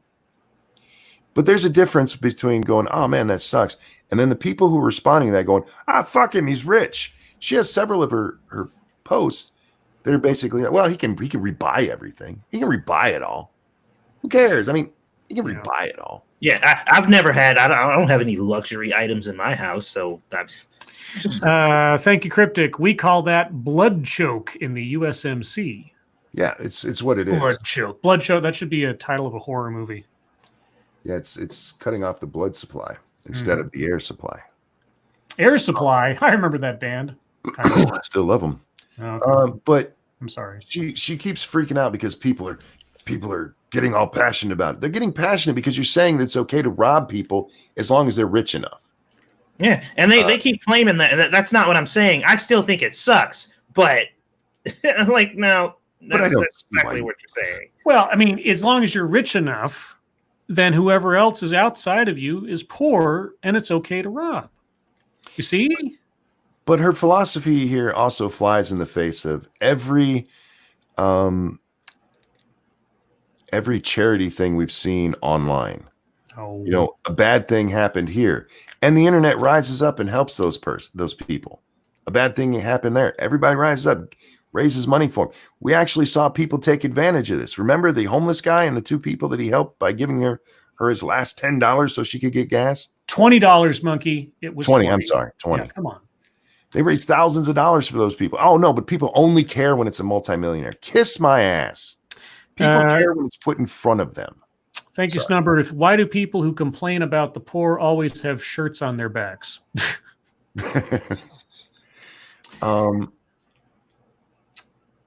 This is just people, one, who don't like PewDiePie because, you know, the PewDiePie to Nazi pipeline. Don't forget that shit, guys. Don't think that doesn't play a part here.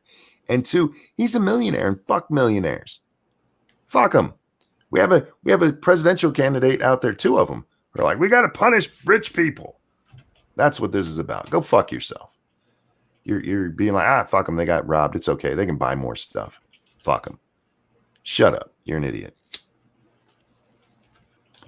What was I about to say about that? God damn. I don't know. There was a. Oh yeah, she was saying. She was saying that she don't understand why people care about PewDiePie when he's a complete stranger to them. Like he doesn't mean anything to them. He's just a random stranger on the internet or whatever. Mm-hmm. And I'm just like, you're a feminist and a bleeding heart and a white knight and a fucking black rights activist and all that shit. You don't know any of those people, but they are the cornerstone of every ideology you claim to hold. You fucking hypocritical bitch. Like, what do you mean? You don't know half the people you claim to defend and fight for every day on the internet. But Satsu, those aren't millionaires. Oh, all right. What was that, all, Monkey? Because we're at the bottom of the hour. Yep, that's it. All right, so guys, it is your time. Chat if you have questions, comments, concerns, complaints, conspiracy theories. If you have any ideas about where Kamala will end up next, put them in the chat now. If you have questions for us, please put plenty of chat marks after those. If you have statements for us to consider, please put plenty of statement marks after those. And remember, after this, over on 2 Cents Plus, you can watch Monkey and Satsu, and I'm presuming Sinatra will be joining, probably. Sinatra should be there, and Random American should be there. Random American? Yeah, they'll be over on 2 Cents Plus, fighting zombies in 7 Days to Die. So, let's see. Data Wasteland. Scribe, did you hear? 2 fatal flaws. One is to get involved in a land war in Asia. Second is not tuning in to play Jackbox.tv with Jack Gunsky when death is on the line. Ha ha ha. Very good, Data. Thank you. Thank you, Angry Illinoisian. I don't know you guys on a personal level, but I feel for you guys. Merry Charity Day. Oh, well, thank you, Angry. I'm fine. I'm not sad. Everybody knows I'm not sad. Tazzy, oh lords, can we hire an autistic jukebox to fill in for Scribe on Saturday night? Well, obviously that's Polly. Everybody's saying Polly's just me, so there you go. Okay, there's your autistic jukebox for Saturday, I guess. No one, nowhere. Clinton Harris 2020. Oh, what a pair that would be. That would be hilarious. Ebony Williams, my lords, what is made better with raisins? Raisin Bran. Yeah. Better with raisins. I'm not a huge raisin fan. I like raisins okay. Yeah, they're not bad, but it's not like I put them in stuff on purpose. Oh, oatmeal raisin cookies. Boo, oatmeal cookies for the win. Yeah, oatmeal raisin cookies I don't mind so much. I used to get like the big box of what are they, Sun-Maid or Sun-Kiss raisins or whatever, and just sort of use those as a snack for a while. That was all right. Mata Winter, oh lords, meowie Christmas. What is your favorite Christmas movie quote? Yippee-ki-yay, motherfucker. I don't think I have one. No.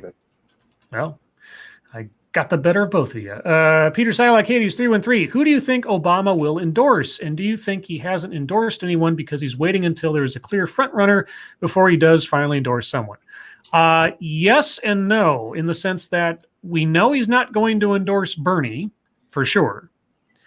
But yeah, he will save his endorsement if he gives it at all until there is a clear, I don't know, 2 out ahead, or when they finally just whittle it down to 1 and he doesn't have to worry about pissing anybody off. So, yeah, I don't even with his dislike for Bernie, he didn't say he would come out and endorse. He just said he'd speak against Bernie. So I think he'll wait until very, very close to the end if he actually gives an endorsement at all. He wants to be everybody's buddy. Let's see. Sanguine says Skep is keeping tonight on Minions, Scribe Light. Yes, if you like this kind of stuff, you go check out the, I guess, unofficial after show of the Lords of the Night, or at least created as such, the Minions of the Zoo. Just look up Minions of the Zoo in YouTube. There should be only one channel. They have a rotating keeper of the zoo, and apparently it is Skep's night. Let's see. Chicago Mike says Harris is going to write a book called What Happened Part 2. Well, I hope someone writes a book about the goings on in her campaign, the same as they did for Hillary with Shattered Glass. Or sorry, not Shattered Glass, just Shattered. Shattered Glass is a completely different thing. It's a movie with Hayden Christensen about what's his name over at the New Republic, but Stephen Glass. But yeah, no, I'd love to have an insider's look as to how that campaign was run, and I'd be curious to know how that arrangement compared actually to how Hillary's campaign was run. Let's see. Non-Vitae Rex. What's one fashion trend you wish would return? Miniskirts. Poodle skirts. No, you like those? You like the poodle skirts? I do, yeah. Yeah. Satsu. Fashion trends? Yeah. I don't know. I've hated them all, but I guess for hilarity, booty shorts. Well, thank you, Raziel, so much. Here, have some money. Well, thank you so much. I appreciate it. It's very generous of you. Let's see. Tazzy says, Scribe, if you took a Joe Biden speech and gave it the Mad Lib treatment, would it make more sense? That's not a bad idea. I should cook up one of my own. Assassin the Gray, Scribe like Chaos Eve needs a wrench. Does she? Wow. I mean, it is Giving Tuesday, right? And I'm kind of a giver. So I don't know. Chaos Eve, do you think you need a wrench? Let's see. Seal 77 says parachute pants. Yeah, I mean, what's MC Hammer doing these days, right? What is that thumping sound? I'm burping the squeetus. Are you burping the baby? Oh, can we have a squeetus on camera, or is that not possible right now? Give me a second. Oh boy, we're gonna have some Squeedus time, everybody. Mike Downsy says Satsu 2 cents, not cloaks and armor. Wait, did you say Downsy? Did I say Downsy? I meant Downey. I'm sorry, Mike Downsy. I'll say Downey next time. You know what? I may have unfortunately and inadvertently just given you a show nickname, Mike. I apologize. I've almost done it many times, and I always catch myself beforehand. There you go. My bad. There you go. I dubbed thee Mike Downsy. Satsu 2 cents, not cloaks and armor. Best fashion ever. You know, I've always thought it'd be cool if we lived in a world where things that look like stuff you see in like medieval movies or even Star Wars kind of stuff were more like acceptable. People had more like, I don't know, signature looks like that and weren't completely ridiculous. Sort of like if cosplay ruled the world kind of thing. I don't know if you guys will be able to see her because the light in my room blew. Ebony Williams, Ranting Monkey, what in your mind said that cold raw tube meat tastes good with ranch? What now? What in your mind said that cold raw tube meat, I'm assuming she means hot dogs, tastes good with ranch? I was having a cold hot dog and I thought, I should try ranch on this. All right. Flair Fritz, Ranting Monkey, what was the name of that 3 female comedian singer group from the other day trying to find them? Oh, their name I don't know. Is Pete around? I don't know. Flair, I will look through my history and see if I can find it real quick. It's been a while since I watched it, but I'll try to find it and throw the link in the chat. I don't know what was special about them. I don't know who this is. Oh God, Scribbles. They were these really bad feminist singers. Okay. Who are comedians? Of course. They are female, woke comedians who sing, and it's as bad as you might think that would be. Necrosol says, "Do you really want that wrench soda?" Oh, there she is. And thank you, Sanguine. Squeedus camera time should be called Meeting the Squota. Oh, there she is. Oh, look at she's so cute. She's so adorable. Oh, she's such an adorable little baby. Oh, little baby. It's my little sweetie pie. Squeetie pie. Oh. Scribe, are you set to top chat? Oh, now I am, because after the Chrome crashed, it reset everything. Now I'm set to live chat. I apologize for that. I didn't realize that switched back. Let's see. Mata Winter. Oh, Cords, would you try a grilled chicken sandwich with sliced cooked potato and barbecue sauce on a pretzel bun? Oh, you lost me at pretzel bun. Yeah, the pretzel bun thing I'm not quite sure about. Oh, it's Squeedus. Pretzel bun. Pretzel bun. Can you say pretzel bun, Squeedus? She's like, nah, bruh. Yeah. Like, what's going on? What is all this stuff? Who are you? And so I'm hoping she don't barf on me. What are you doing on me? Uh-oh. Well, if we get a live barf, that'll be some kind of entertainment, I suppose. Let's see. Devil Fruit Zero. Scribe, what is your guys... Oh, bless you, little one. What is your guys' opinion of dead baby jokes? They're hilarious. They can be funny. Yeah. I think they should be aborted. Oh! That's what you did. Little Squeedus was waving at us. Oh, now she's in Daddy's lap. There she is. She can look around at all the weird stuff in Dad's room. Mm-hmm. Mike Downsy says, so when will Squeedus become a lady of the night? Well, sir. Bless you. Bless you. Well, she's the princess of the night. Bless you again. Bless you. She's Princess Squeedus. I guess it's better to say Princess Aaliyah. That sounds actually more Disney Channel. Princess Aaliyah. Princess Aaliyah, yes. Daughter of Lord of Pennies. Lord of Pennies. Lord of Pennies. Let's see. Frosted Glass. Should I run as a Democrat with the slogan, I won't suck your fingers or cream in your mouth? Yes. Yes, you should. Do it. I feel like that should be a Democratic talking point. Like, I promise I won't suck your fingers or cream in your mouth. Jim Gila says, Yelena is wearing Natasha's vest from Infinity War in the scene with the family. I had that pointed out to me. So I don't know if this is a spoiler or not, but this is my theory. Actually, no, I take it back. It was actually Jim Helis's theory. I'm sorry. I just kind of latched onto it. There is a theory from Jim Helis, his first one I ever heard from, wherein she is actually the one that dies in Infinity War. That Yelena Belova, the sort of trained at the same time / Red Room sister of Natasha Romanoff, takes the place of the real Black Widow and poses as her throughout the course of the following movies, where she's using one of those techno masks you saw in Winter Soldier. And she's the one that actually died at the bottom of the cliff in Endgame. So maybe that's how Black Widow comes back. Although personally, I'd rather they just have her become the new Black Widow as her own character rather than doing a cheap runaround like that. But it's MCU, so who knows?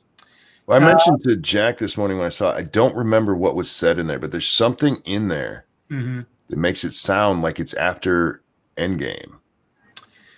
I can't remember what the line was, but the opening line is from Endgame, where she talks about not having a family and not having a family, that kind of thing.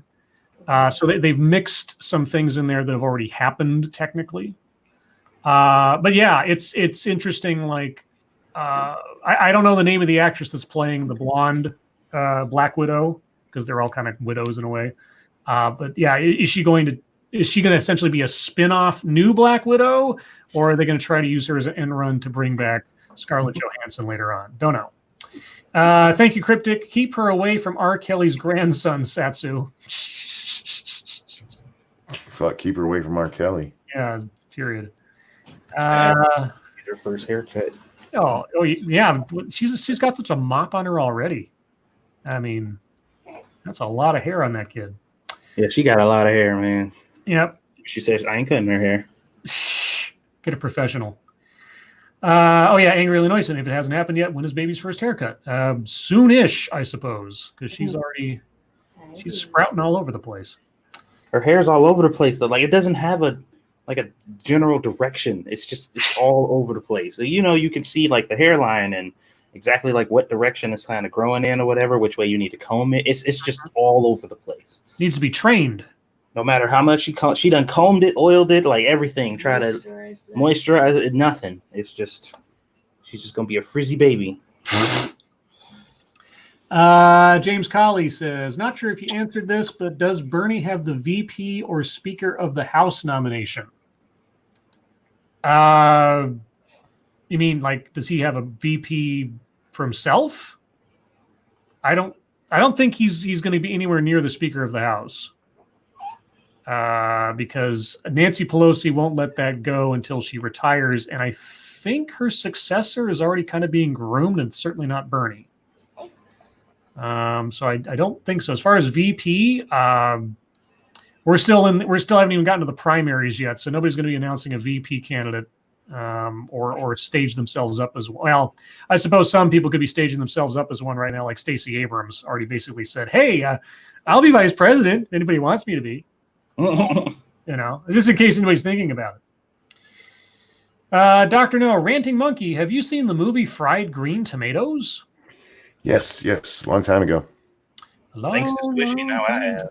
There you go. Gulf City Peterbilt Confederacy 379 Scribe Light. Of the three of you, Satsu is the only one to show his face. That makes him ruler of y'all. Watch Hobo with That's right. Hobo with a shotgun. Oh my God. Yeah, we watched that today. Was that yesterday? Rutger Hauer's greatest film role ever since Blade Runner.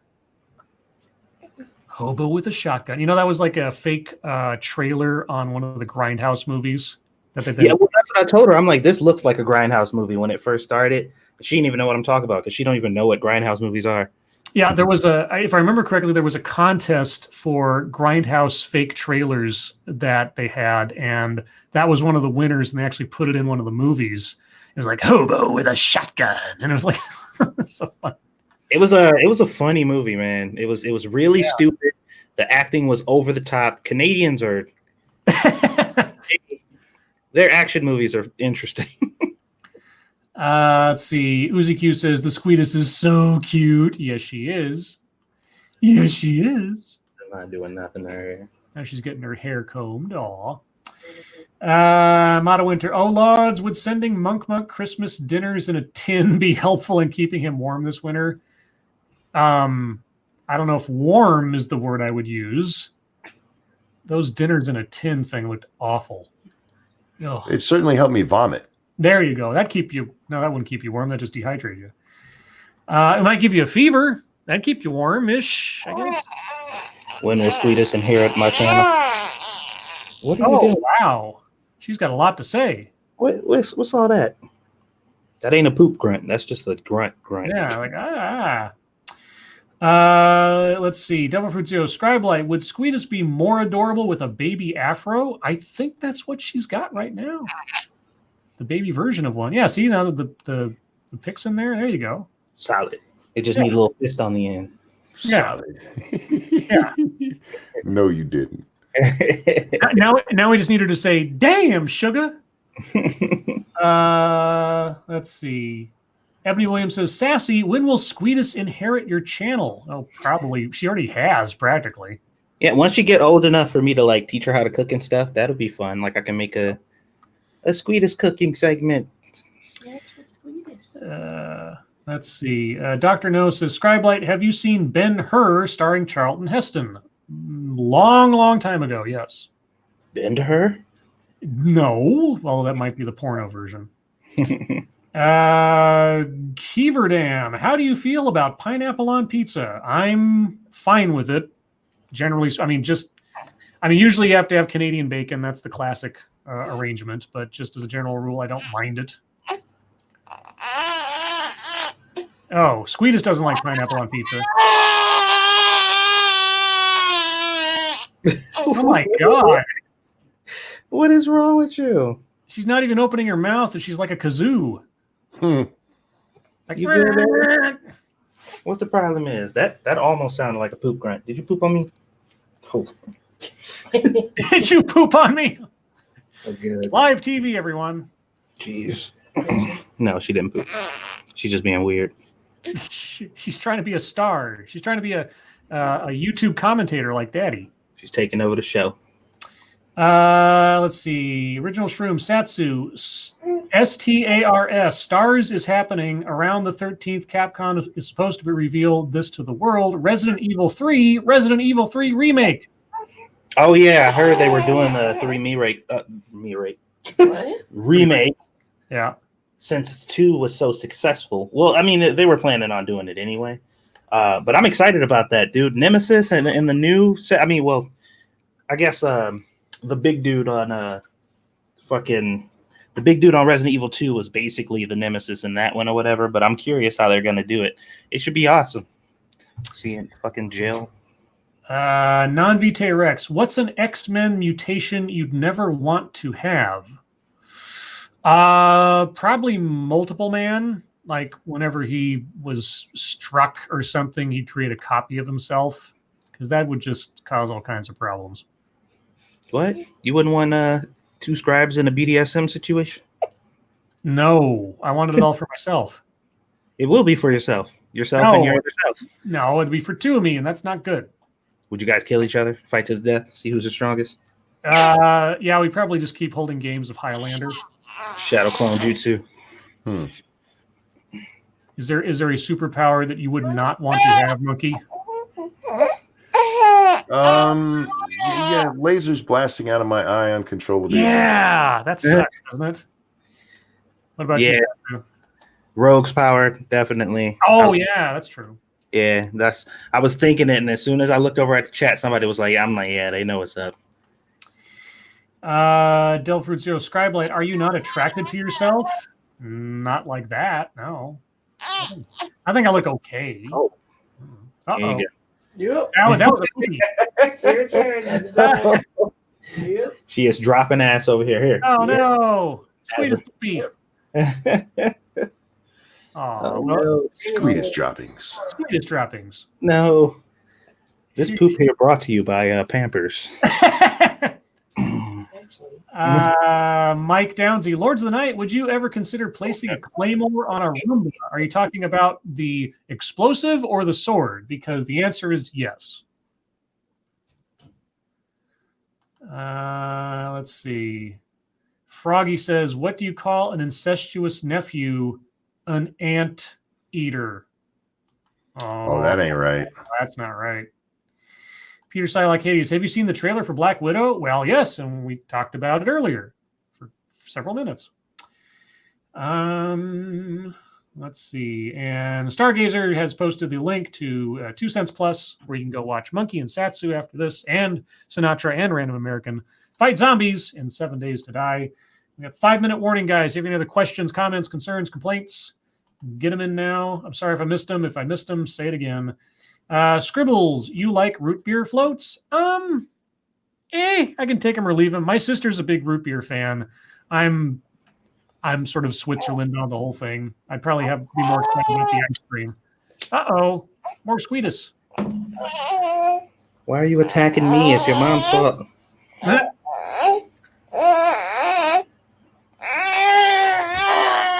Oh my gosh. It's like attacking me right now. It was embarrassing. You just told everybody I shit. How dare you embarrass me in front of the whole It ain't world? like I had to tell him. You ain't very secretive. She was on the down low, man. Dr. No, Ranting Monkey, have you seen Dirty Harry? Yes. Good Yeah. movie. All day. I saw the first Deadpool before there was Deadpool. If you know what I mean, Dirty Harry fans. I've seen Magnum Force too. Yep, I've seen Dirty Harry, Magnum Force, Deadpool, You know what's bad? whatever that one after. For shitting What was the other? There was another one, wasn't there? There's at least 4 of them. I thought Deadpool was the last Dirty Harry. Was that the last one? like the I whole think it was. Okay. Sorry, I'm pouring a drink on stream. I know that's horribly unprofessional, but I'm thirsty. You guys hear what Squishy said? No, Not what she said. She said there's going to be an online internet compilation of Squeetus shitting on stream. I don't envy the person putting that together. copies of You know all what? That would actually, if you made a compilation of baby. your baby's face when she's pooping, they would fucking love it. Sitting in front of your Uncle Scribe and Uncle Monkey. Let's It's all see. ready for you, Mama. That would be viral. Let's see. Did I miss? I know I missed other. Motto Winter. Oh lords, would you like a muffin cannon, like a cannon that shoots muffins? Or Just for the hell of it? I guess. Are you offering to send me a free one or something? or are we using a euphemism? Yeah, I know. That's what I wasn't sure if this is this slang for something I'm not aware of. I mean, muffin is slang for a puss, so All she has is amazing. James Colley, did either of y'all see the Twitter post? Excuse me, Twitter post I tagged y'all in. I probably not. who's asking that? James Colley. Take it. I was tagged in quite a bit of stuff today. Yeah, being tagged and stuff doesn't usually clear it up too much. You gotta be a little bit more specific. Because maybe I've been changing Let's that see. for We all got day. 2 minute warning, guys. Zeo Gold, Lords of the Night. Would you want to ride in a Bane Blade? What is a Bane Blade? I don't know. I don't know. So I don't know. maybe. Don't You brought put her this on in. yourself. No. Gonna go to belly again in her She's back. your baby too. That's what dick time gets you. Oh. See, oh, there I she didn't make it goes. up. Bye, baby. Let's see. Motto Winter. Oh, Lords. No, it meant the breakfast pastry monk. Okay, yeah, sure. A cannon that shoots muffins. I sure, why not? I don't know. Don't act like I'm the only pervert out here. Come on now. Yeah, that's true. Gorbag Goes Camping. Lords of the Night. Is Return of the Living Dead Part 3 the best telling of Romeo and Juliet? I've seen Return of the Living Dead Part 3, and yes, it is the best adaptation of Romeo and Juliet. But At least next to Tromeo and Juliet. Oh my god. I've never seen it. Sorry, guys. That's all right. Return of the Living Dead 3. You can recognize it because it's got a picture of a really like semi-scantily clad looking zombie goth girl, like showing her crazy fingernails I think she's wearing like a blue dress or something. I remember the box art in my head. I have an image of the box art in my head. I saw that a long time ago. So yes.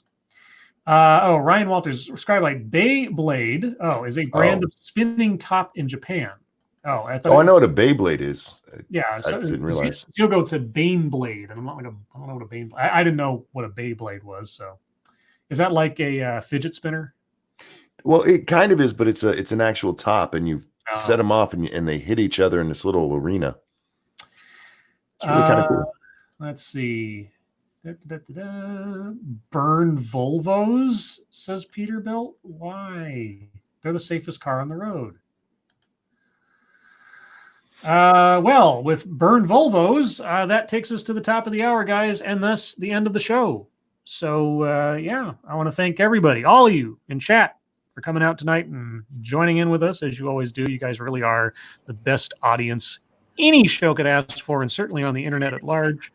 Moderators, all of you who were existing before the show, and the 2 new ones out there, you know who you are. Thank you for keeping an eye on things, even though we have the most well-behaved chat in the world.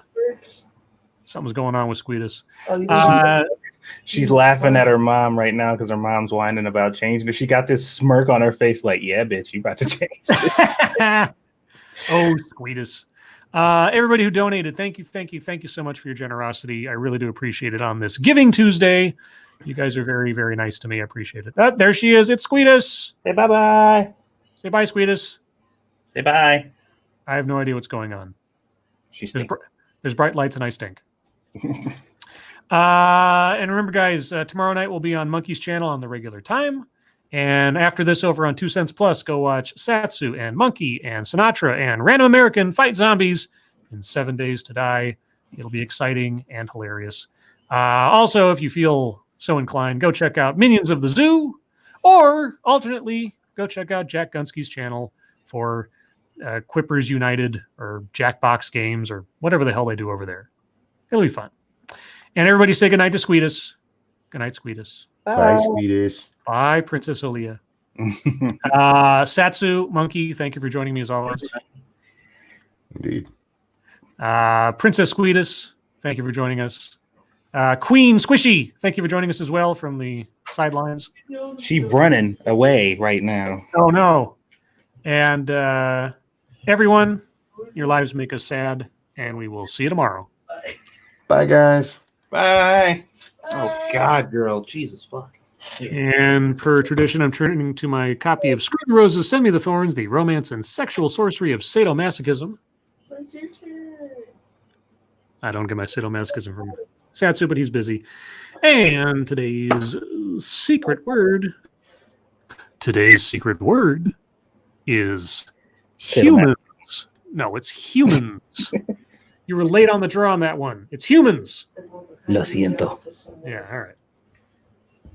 Humans.